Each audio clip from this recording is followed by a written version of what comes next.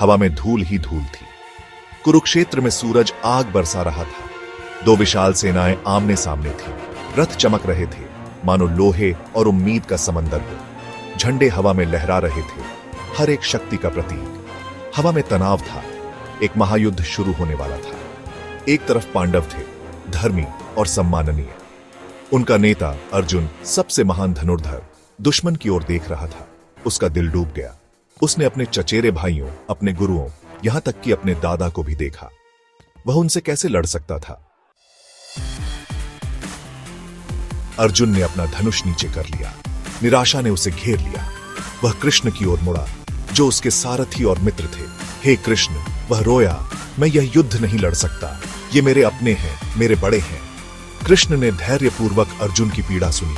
वह उस नैतिक दुविधा को समझते थे जो उनके मित्र की आत्मा को चीर रही थी। कोमल शब्दों से उन्होंने बोलना शुरू किया। उनकी आवाज अर्जुन के व्याकुल हृदय पर मरहम का काम कर रही थी। अर्जुन, कृष्ण ने कहा, आत्मा अमर है, न इसे मारा जा सकता है, न ही यह मार सकती है। तुम्हारा कर्तव्य धर्म की रक्षा करना है। कृष्ण ने कर्तव्य के महत्व को समझाया। उन्होंने शरीर की नश्वरता और आत्मा की अमरता के बारे में बताया। अर्जुन सुनता रहा। उसके हृदय को धीरे धीरे शांति मिल रही थी। वह समझने लगा था, यह युद्ध केवल भूमि या सत्ता के लिए नहीं था। यह धर्म और अधर्म, सही और गलत के बीच की लड़ाई थी। शंखनाद हुआ। युद्ध की शुरुआत की घोषणा करते हुए भीष्म पितामह अपनी प्रतिज्ञा के लिए लड़ने को तैयार, दृढ़ खड़े थे। द्रोणाचार्य, गुरु धनुर्धर, अपने कौशल दिखाने के लिए तैयार थे और कर्ण, दुखद नायक, अपने भाग्य को स्वीकार कर चुके थे।